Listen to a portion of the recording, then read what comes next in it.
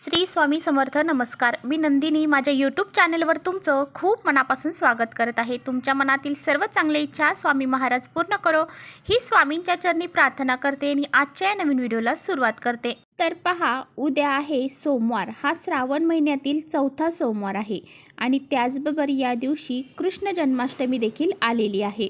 तर पहा, पवित्र श्रावण महिना चालू आहे आणि ह्या पवित्र श्रावण महिन्यातील प्रत्येक दिवस हा अत्यंत पवित्र आणि शुभ आहे.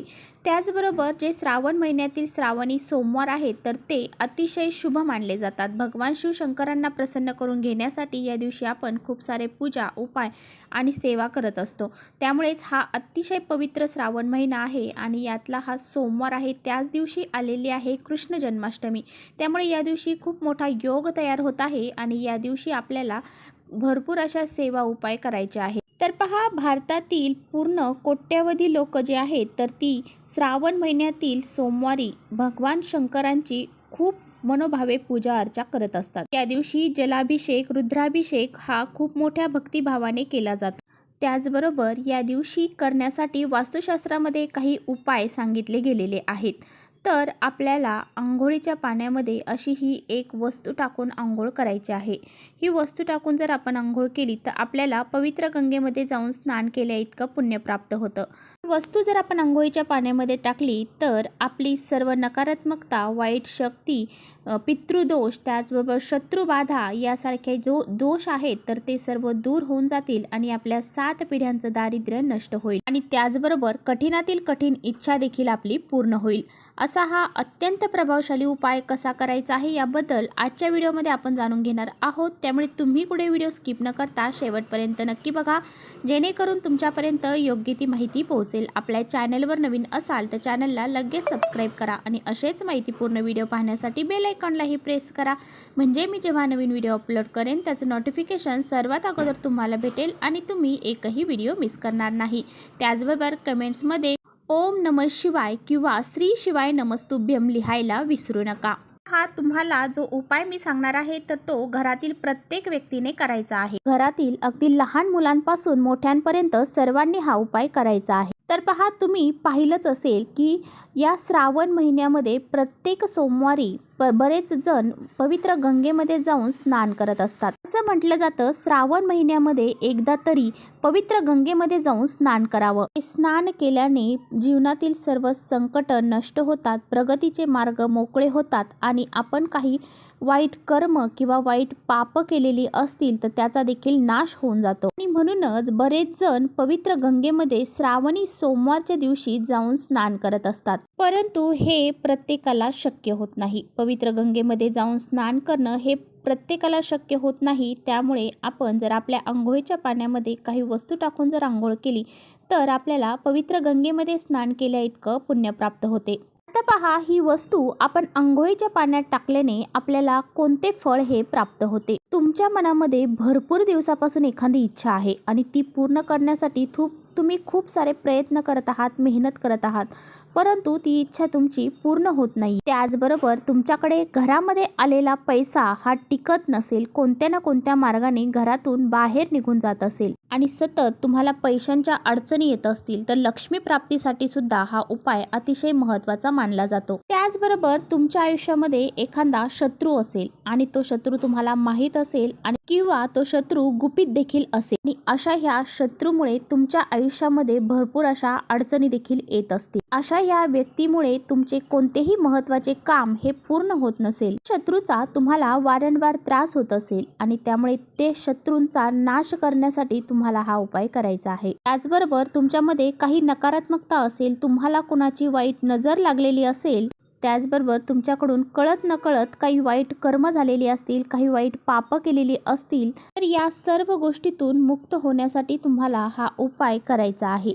तर पहा, सर्वप्रथम उद्या सोमवार आहे आणि या दिवशी तुम्हाला लवकर उठायचं आहे. त्यानंतर सर्वप्रथम तुम्हाला ओम नमः शिवाय हा मंत्र उठल्यानंतर म्हणायचा आहे आणि त्यानंतर अंघोळीचं पाणी काढायचं आहे. अंघोळीचं पाणी काढल्यानंतर यामध्ये आपल्याला सर्वात महत्त्वाची आणि पहिली वस्तू टाकायची आहे ती म्हणजे गंगाजल. तर पहा, आपण पवित्र गंगेमध्ये जाऊन स्नान करू शकत नाही, तर आपल्या घरामध्ये असणारं जे गंगाजल आहे ते तरी आपण त्यामध्ये टाकू शकतो. हे गंगाजल तुम्ही 1 चम्मच अंघोळीच्या पाण्यामध्ये टाकायचं आहे. आता हे गंगाजल तुम्ही पवित्र नद्यामधून आणलेलं असेल किंवा मग तुम्ही एखाद्या पूजेचे साहित्य मिळते त्या ठिकाणावरून जरी आणलेलं असेल तरी सुद्धा तुम्ही हे 1 चम्मचभर टाकायचं आहे. गंगाजल तुमच्याकडे नसेल तर गोमित्र टाकले तरी सुद्धा चालेल.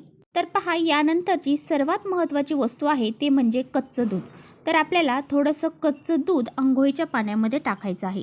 तर आपण शंकर भगवानांच्या पिंडीवरती जो दुधाचा अभिषेक करतो त्यावेळेस आपण जे दूध अर्पण करतो आणि हेच दूध जर आपण अंघोळीच्या पाण्यामध्ये टाकलं तर आपल्याला भगवान महादेवांचा आशीर्वाद हा प्राप्त होतो. त्यामुळे आपल्या सर्व इच्छा मनोकामना ज्या आहेत तर त्या पूर्ण होतात. म्हणून आपल्याला 1 चम्मचभर कच्चं दूध जे आहे तर ते अंघोळीच्या पाण्यात टाकायचं आहे. हे दूध जर आपण अंघोळीच्या पाण्यात टाकले तर आपलं भाग्य उजळून आपलं कोणतंही महत्त्वाचं काम जे आहे तर ते पूर्ण होते. त्यानंतरची पुढची वस्तू आपल्याला टाकायची आहे ती म्हणजे सुगंधित अत्तर.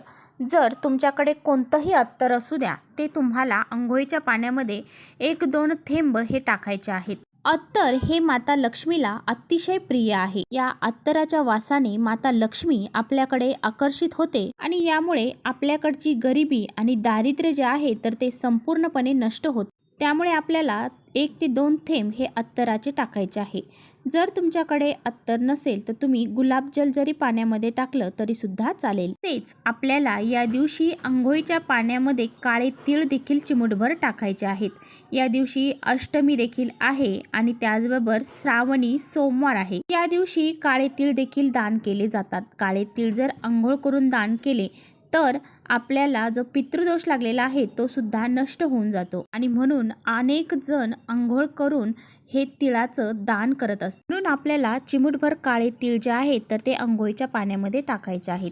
हे तीळ टाकल्याने आपल्याला लागलेला शत्रुबाधा, कर्णीबाधा, नजरदोष यासारख्या गोष्टी ज्या आहेत तर त्या नष्ट होऊन जातात. तर बघा, जर तुमच्याकडे काळे तीळ नसतील तर तुम्हाला 1 तुरटीचा खडा हा टाकायचा आहे. तुरटीसुद्धा शत्रुबाधा, नकारात्मकता, कर्णीबाधा यासारख्या गोष्टी दूर करण्यासाठी खूप महत्त्वाची मानली जाते. तर अशा ह्या सगळ्या वस्तू तुम्हाला अंघोळीच्या पाण्यामध्ये टाकायच्या आहेत. आता पहा, हे स्नान करत असताना तुम्हाला ओम नमः शिवाय, ओम नमः शिवाय या मंत्राचा कंटिन्यू जप करायचा आहे. तसेच हे स्नान करत असताना आपल्या मनामध्ये कुठल्याही प्रकारचे वाईट विचार, नकारात्मकता ही ठेवायची नाही आणि चांगल्या मनाने सकारात्मक विचार करूनच आपल्याला स्नान करायचं आहे. हे स्नान केल्याने आपले संपूर्ण शरीर, मन हे शुद्धीकरण होत असतं. आपल्याकडे एक सकारात्मक ऊर्जा आलेली आपल्याला जाणवते. म्हणून हे स्नान आपल्याला करताना कोणत्याही प्रकारचे निगेटिव्ह विचार आपल्या मनामध्ये आणायचे नाही. त्याचबरोबर सोमवारच्या दिवशी केस हे धुतले जात नाही, त्यामुळे तुम्हाला या दिवशी केस धुवायचे नाही. फक्त आपल्याला हे जे स्नान आहे तर ते करायचं आहे. तर पहा, ज्याप्रमाणे ह्या दिवशी स्नानाला महत्त्व दिलं जातं आणि दानाला देखील महत्त्व दिलं जातं, तर तुम्हाला या दिवशी शक्य झालं तर तुम्ही पांढऱ्या गोष्टींचे दान करायचे आहे. म्हणून जर तुम्ही तांदूळ, दूध, दही यासारख्या वस्तूंचं जर दान केलं तर याचं परिणाम देखील आपल्याला चांगल्या बघायला मिळतील. त्यामुळे आपल्याला अशा पद्धतीने हे दान करायचं आहे आणि हे स्नान करायचं आहे. तुमच्या यथाशक्तीनुसार तुम्ही दान करू शकता. तर चला, इथेच थांबवते माझा व्हिडिओ तुम्हाला थोडा जरी आवडला असेल तर नक्की लाईक करा. चॅनलवर नवीन असाल तर चॅनलला सबस्क्राईब करा. परत भेटूया अशाच छानशा व्हिडिओसोबत. तोपर्यंत श्री स्वामी समर्थ.